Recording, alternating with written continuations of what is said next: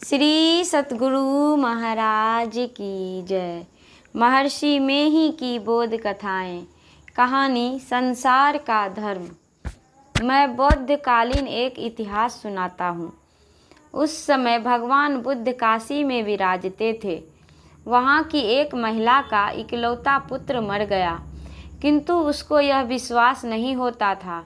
वह लोगों से कहती फिरती कि मेरा पुत्र बीमारी से बेहोश हो गया है, उसको होश में ला दो।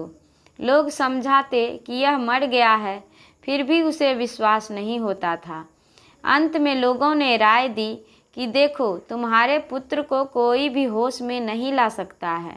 हाँ, यहाँ एक बहुत बड़े महात्मा भगवान बुद्ध आए हुए हैं, उनके पास जाओ, वे तुम्हारे पुत्र को होश में ला सकते हैं। वह महिला अपने मृत पुत्र को लेकर भगवान बुद्ध के पास गई और बोली, भगवान, मेरा इकलौता पुत्र बीमारी से बेहोश हो गया है। लोगों ने बताया कि आप इसे होश में ला सकते हैं, इसीलिए मैं आपके पास आई हूँ। आप इसे होश में ला दें। भगवान बुद्ध समझ गए कि यह माया मोहित ममताग्रस्त महिला यह नहीं समझ पा रही है कि इसका पुत्र मर गया है। बुद्ध ने कहा, हाँ, यह होश में आ सकता है, लेकिन तुम इस नगर में से किसी के यहाँ से एक मुट्ठी सरसों के दाने ले आओ। एक मुट्ठी सरसों के दाने सुनकर उसे बड़ी प्रसन्नता हुई कि काशी में कहीं न कहीं सरसों के दाने अवश्य मिलेंगे और मेरा बेटा चंगा होगा।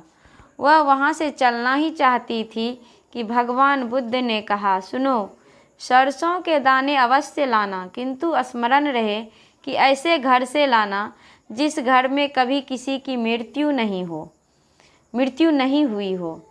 वह बेचारी महिला सरसों के दानों के लिए काशी में घर घर फिरने लगी। सरसों के दाने तो मिल जाते, किंतु जब वह पूछती कि कहो, तुम्हारे यहाँ किसी की मृत्यु तो कभी नहीं हुई है, तो लोग झुंझला उठते और कहते, पगली, ऐसा भी कहीं होता है कि कभी किसी के घर में कोई मरे नहीं।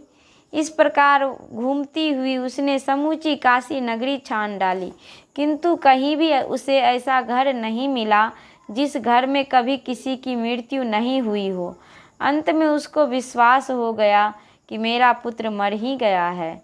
ऐसा कोई घर नहीं जिस घर में कभी किसी की मृत्यु नहीं हुई हो। जन्म लेना और मरना इस संसार का धर्म है। श्री सतगुरु महाराज की जय। यह प्रवचन शांति संदेश पत्रिका में मार्च सन 1966 ईस्वी को प्रकाशित हुआ था। श्री सतगुरु महाराज की जय।